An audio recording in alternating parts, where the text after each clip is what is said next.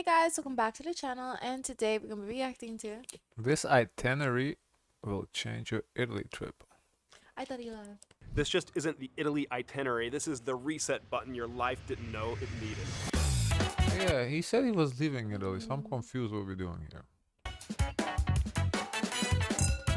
Everyone says they want to visit Italy, but most people do it wrong.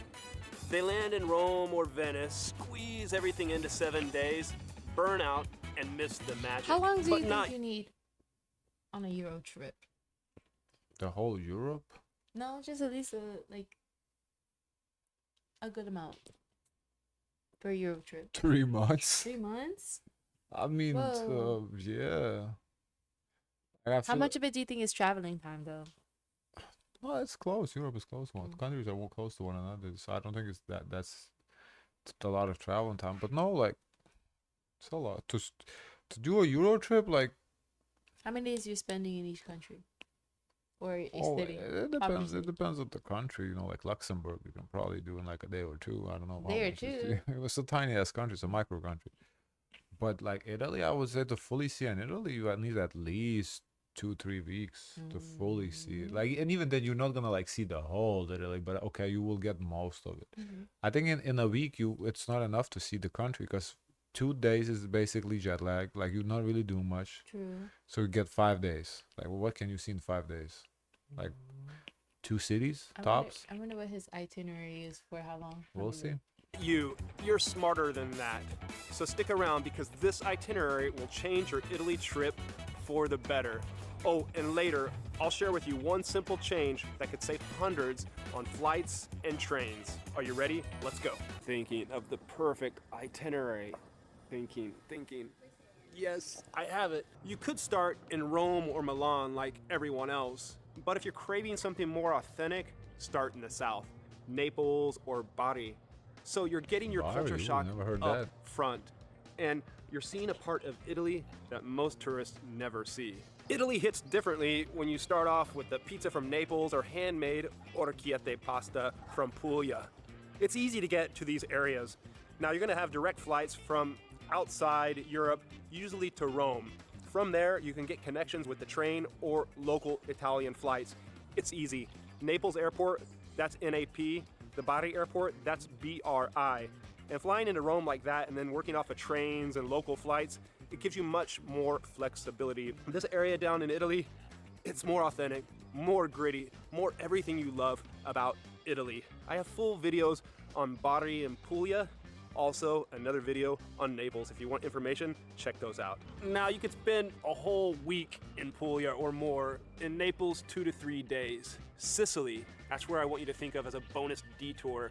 2 to 3 days, maybe more. You can find cheap flights there. This is Italy's biggest island, volcanic, vibrant, and absolutely unmissable.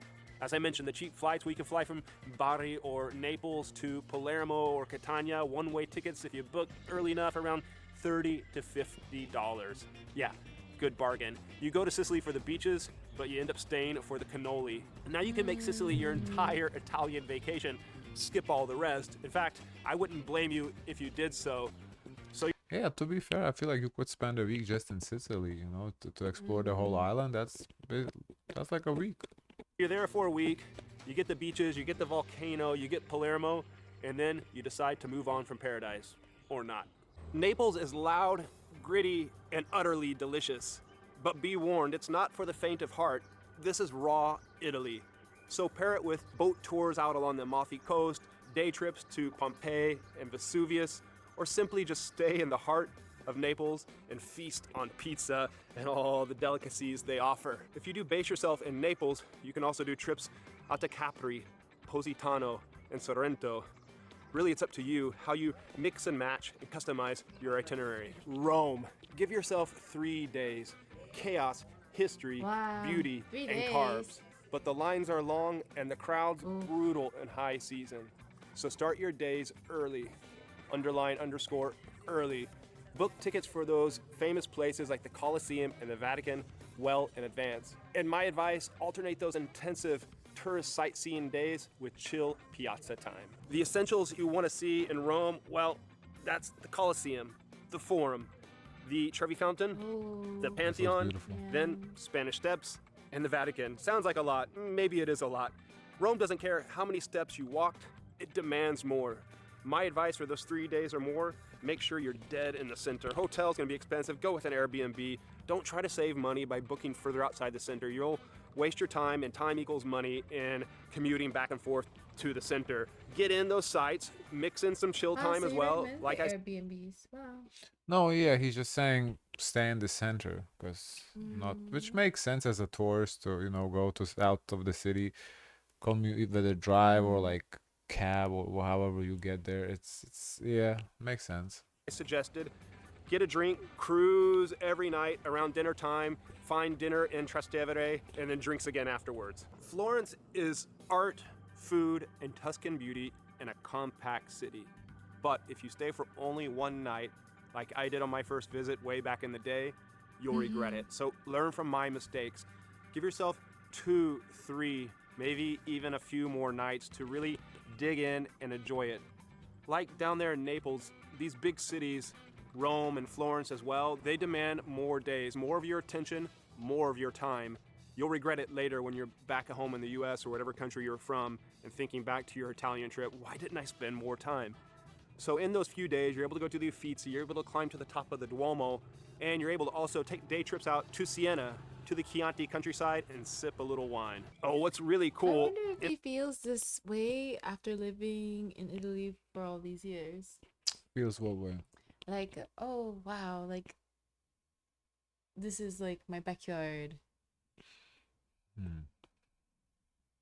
Or at some point, does he take it for granted?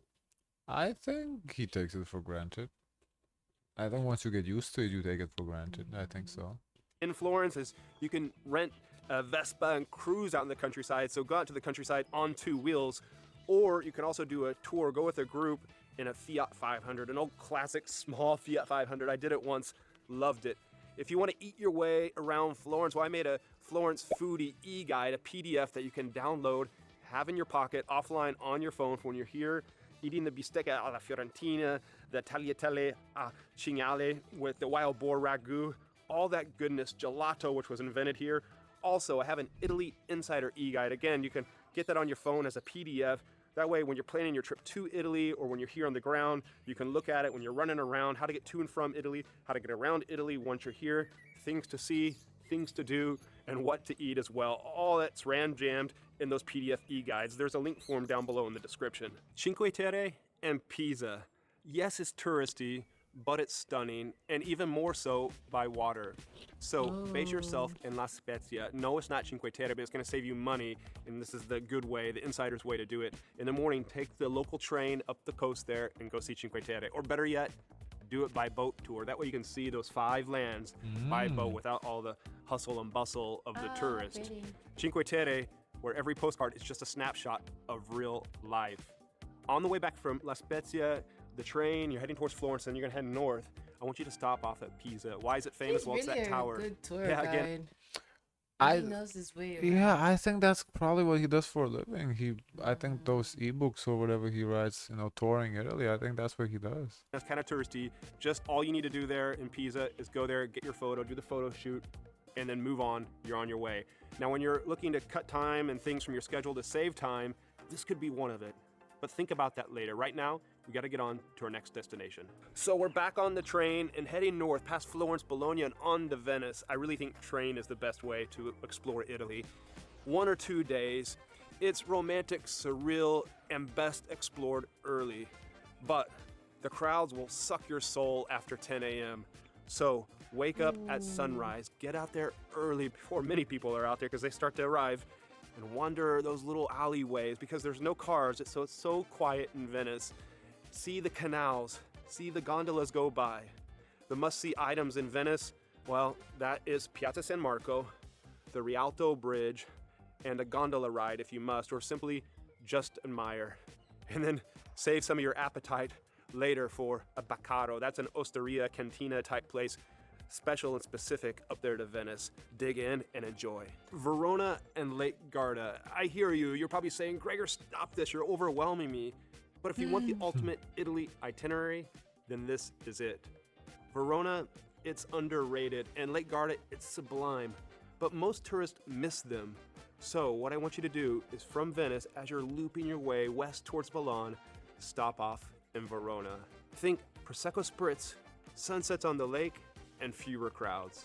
You're welcome. Oh, and back in Verona, it's great. It's got It just an seems arena like there. you just be up early, like to really enjoy. Like it's insane to be doing anything at past 10.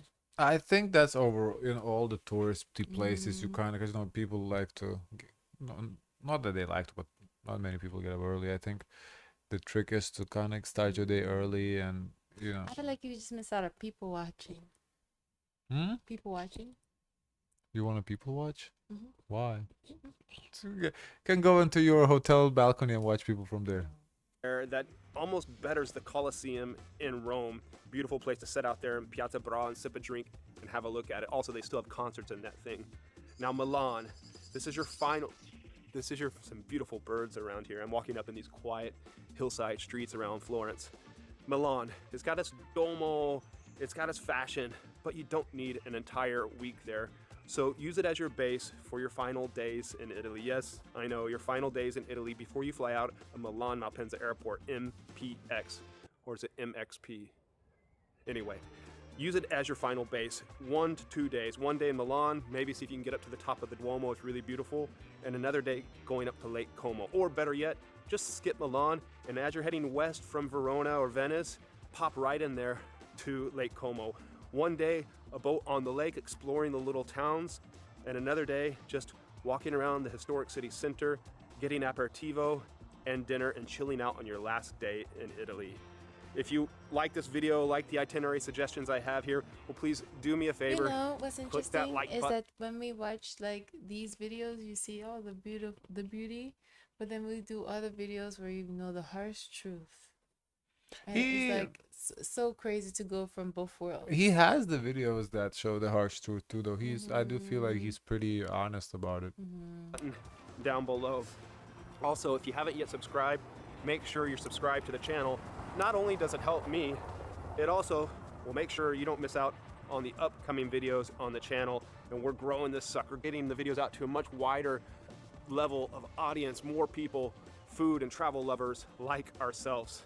So how many days do you need? Well, you just clocked up 15 to 18 days, doesn't depending do on too your much stops visuals at and night. the The city at night is what I want to see too. bonus destinations. Can't swing that? Well, consider places like Verona for cutting, or maybe Cinque Terre, Pisa, or heck, maybe even Rome. Spend more time in Naples, Puglia, or Sicily. Oh, want to add in more days? Do you have more time that you can travel around Italy? Well, consider Umbria, Perugia, that whole region, it's untapped.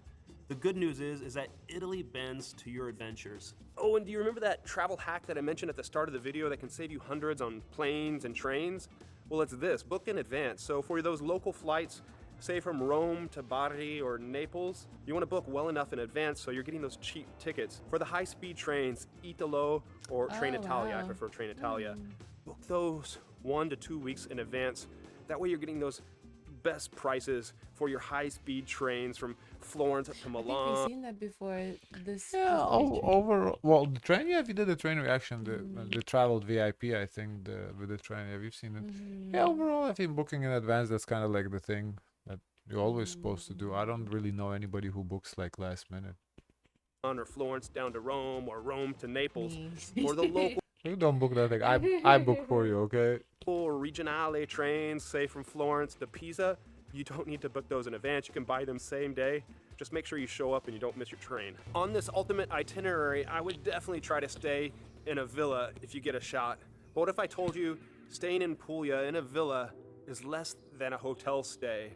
So watch this deep dive video here where I explore the countryside outside of Bari, private pool, olive grove backyard, and everything. Perfect for your next Italian getaway. Check it out there. Can I see the comments? Sure. But no nightlife you didn't show. Or recommended anything in the night. As someone who's living in it for a few years, starting in 1978, it is apparent Gregor has nailed it on how to visit the best tourist spot in the world. Look forward so much to your videos. I've been to Venice 50 times and the rest of Italy countless times. I live in Vienna and we go to Italy quite often. But you always bring something new and different to your discussions. Gregor, your videos have been a lifeline while planning. Singing in a wedding in 2 weeks in Padua, and will also be in Venice and Prano. Thank you so much for being my talent angel. Guys, of course, let us know your thoughts. Don't forget to like, comment, and subscribe. Join the Discord. And as always, share as much kindness as possible.